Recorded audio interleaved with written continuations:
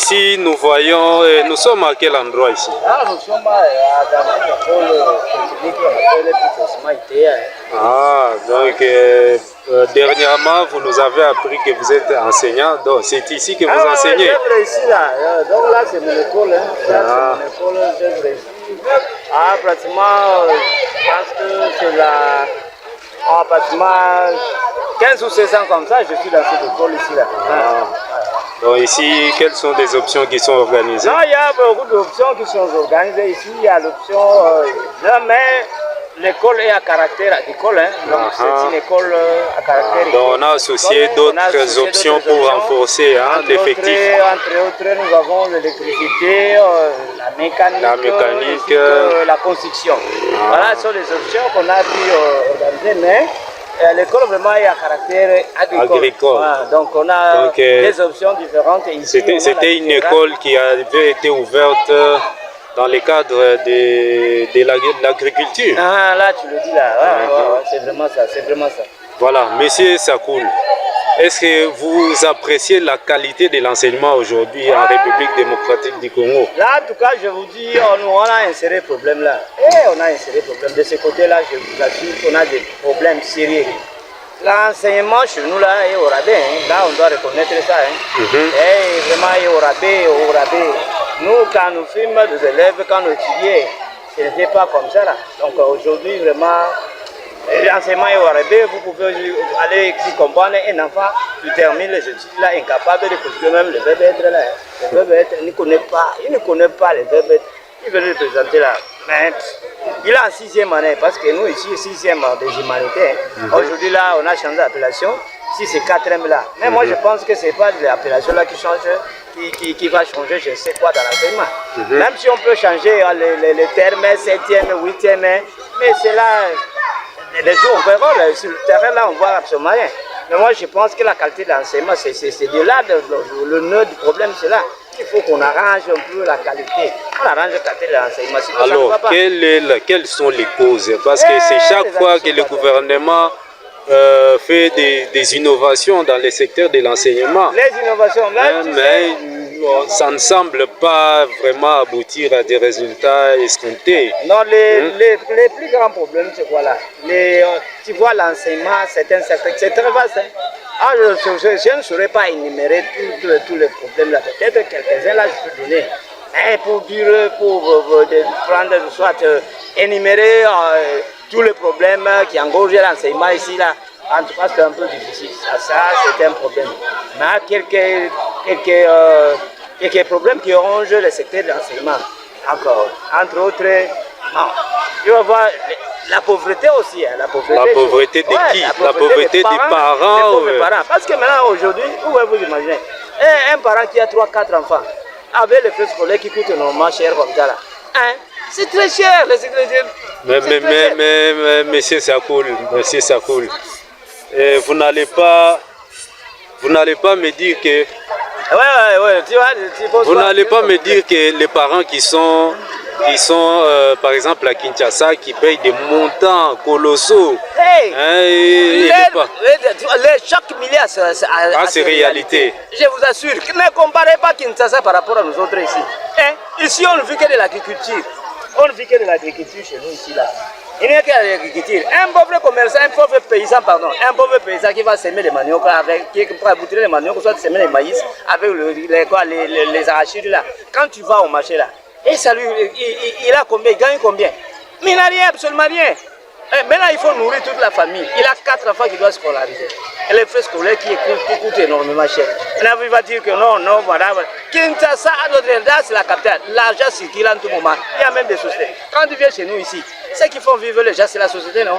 Mais si on n'a même pas aucune société, on n'en a pas. Mais est-ce que les enseignants sont pris en charge par les parents ou bien c'est l'État qui... Non, l'État, maintenant les avis sont partagés. Les parents, ce sont eux qui payent les frais scolaires. Maintenant, les enseignants sont payés par l'État congolais. Par l'État congolais. En quoi les parents peuvent être la cause de cette baisse de la qualité de l'enseignement? Mais maintenant là, le problème c'est quoi?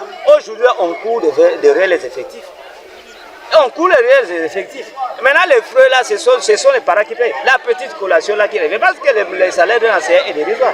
Quand il faut calculer, La fois passée, vous avez suivi sur les réseaux sociaux. Un député là, qui ne sait pas, un monsieur là qui avait calculé le salaire d'un enseignant congolais. Un mois seulement, pour qu'un enseignant touche le salaire d'un député. Il lui faut 19 ans. 19 ans. C'est 19 ans. Et vous allez, devenez un peu 19 ans pour un seul mois. Moi, je pense que la responsabilité est partagée. La responsabilité est partagée. Les parents, les enseignants, les élèves aussi. Mais on dit ceci. Aujourd'hui, si vous voyez bien, on ramasse n'importe qui dans l'enseignement, quelqu'un qui n'a pas de niveau. Mais tout ça, la responsabilité revient à qui? Mais c'est l'État congolais qui doit organiser tout ça.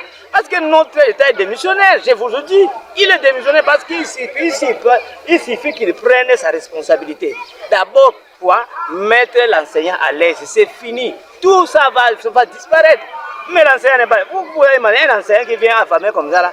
Il n'a même pas mangé de... Est-ce que c'est l'État qui doit venir mettre la nourriture dans votre... Mais l'enseignant, lui, on dit l'ouvrier mérite son salaire. C'est quel salaire? Quel salaire? L'enseignant au Congo est négligé. Mais c'est ça. Un député qui touche 33 000 $, mais l'enseignant touche moins de 100 $. Là, sont des bourgeois. Là, on ne les touche pas. Parce que là, ils sont en train même de minimiser l'argent qu'ils leur donnent là. Mais quand vous calculez, un pauvre enseignant, moins de 100 $. Les 100 $, aujourd'hui, quand vous allez marrant, sur les marchés, si les marchés, les coûts, avec les paniers ménagers, le pouvoir d'achat devient très exorbitant. L'inflation bat plein. Et maintenant, tu vas dire à l'enseignant donner un enseignement de qualité, quelqu'un qui n'est pas dans son assiette. Il y a aussi le phénomène ici des laboratoires. Les élèves de la 6e qui n'étudient pas, qui ne se mettent pas en tête qu'il faut étudier pour décrocher le diplôme. Mais quand tu vas là-bas, et d'abord, les plus grands problèmes, il faut commencer par la base. Et il faut commencer par la fondation. Quand vous allez déjà au sommet là, et quand l'arbre est penché, vous voulez donc, quoi? les plus grands mal, c'est l'État congolais. C'est l'État congolais. Les plus grands problèmes que nous avons ici là, l'État doit prendre sa responsabilité. Quand il prend sa responsabilité, mettre l'enseignant à l'aise. Vous verrez que toutes choses. Mettre l'enseignant, mettre les inspecteurs aussi. Mais c'est toujours dans la même assiette. Quand vous voyez les enseignants, même les inspecteurs et les autres là sont inclus, non? C'est ça. Ils sont inclus. Quand les enseignants sont bien payés, les inspecteurs aussi seront bien payés. Mais quand tu vois que les enseignants sont négligés, c'est même les inspecteurs là. Parce que les enseignants là doivent être recyclés. Il faut un recyclage. Il faut un recyclage, même si on prend n'importe qui n'a n'importe. Mais c'est ça cool. Quelle différence vous pouvez établir? Parce qu'actuellement, c'est comme si la tendance a un peu changé. Ce n'est plus comme auparavant où les écoles publiques, il y avait la qualité de l'enseignement. Actuellement, les parents préfèrent mieux envoyer leurs élèves dans les écoles privées. Mais nous tournons ces marrons-là. La question qui me pose là, si j'ai répondu à cette question, nous sommes toujours là, nous on fait que tourner là au long là. Je vous ai bien dit, c'est l'État congolais. Parce que les écoles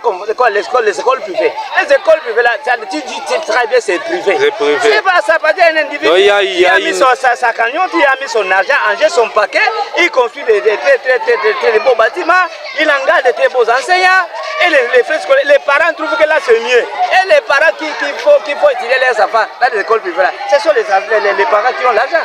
Tu vois qu'un parent comme je l'ai mis ici là, les frais scolaires là-bas c'est 2 000 $, 1 500 $. Un parent, un cultivateur va lui dire qu'il fasse entrer son enfant là-bas. Est-ce qu'il saura? Il ne saura pas.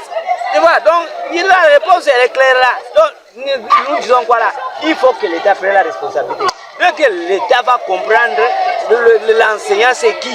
Et tu verras même la qualité de l'enseignement va changer. Dans les années antérieures, quand nous on organisait là, on voyait l'enseignant était un homme très respecté. Très respecté. Même les enfants des enseignants là. Mais aujourd'hui là, quand tu dis que moi je suis enseignant, même quand tu vas, pauvre.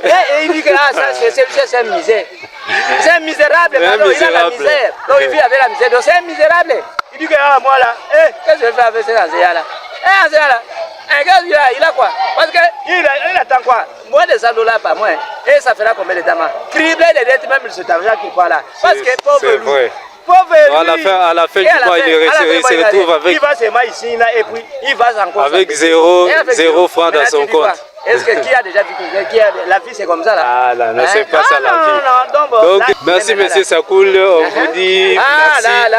Et on se retrouve à la prochaine occasion. Ciao. C'est à moi de te remercier. Mais attention là, parce que tu as commencé à faire le sujet là qui est très profond là. Le sujet là très profond. C'est la base, c'est le socle. Oui, c'est ça. C'est le socle. Parce qu'un pays là, l'enseignement ne va pas, c'est tout qui ne va pas bien. C'est tout qui ne va pas. Parce que l'avenir de demain, c'est... En dépend. Mais sinon, on va commencer à avoir des gens à la tête du pays qui viennent de l'Europe, mais qui n'ont pas la conscience, qui ne connaissent pas les réalités du pays. Dans notre pays. Et maintenant, nous deviendrons des culs là. La colonisation, on va continuer à être colonisé. D'une manière, là, je ne sais comment. C'est ça. Maintenant, là, le sujet là est très profond. Prochainement, là, on aura encore à développer. On aura encore à développer. On va entrer à profondeur là. Invité à l'abonnement. Là, je vous dis de vous abonner massivement. Abonnez-vous. N'oubliez pas de partager. N'oubliez pas de partager ces vidéos là. Là, c'est moi qui vous dis bye. Commentez parce que là, nous sommes au Congo, et précisément dans les territoires de Tsegembanza. Là, on est à Tsegembanza, n'oubliez pas. Je sais qu'il y a beaucoup qui nous regardent là, qui savent là, c'est l'ancienne. Cette école-là que vous voyez là, elle fait sortir beaucoup de cadres, beaucoup de cadres là. Ils sont très nombreux là, à travers l'étendue de notre pays là, qui est les ressortissants d'ici. À cette époque-là, on l'appelait ça ITPA. C'était professionnel parce qu'on avait des engins ici, un console là. Cette école, prochainement, je vous donnerai l'histoire de cette école-là. Okay. Maintenant, là, comme on est un peu pressé là, c'est moi qui vous dis pas. Merci.